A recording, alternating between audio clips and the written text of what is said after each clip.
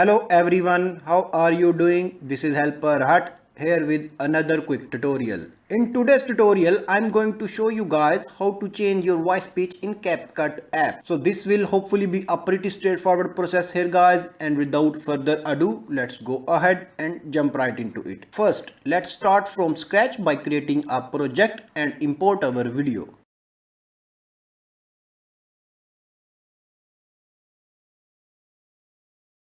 Select your video on the timeline, then select Extract Audio from the menu.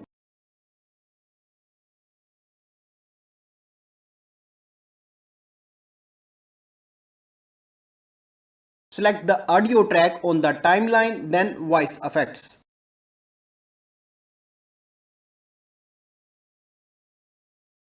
The first options let you change your voice pitch. That's one, and then the other is.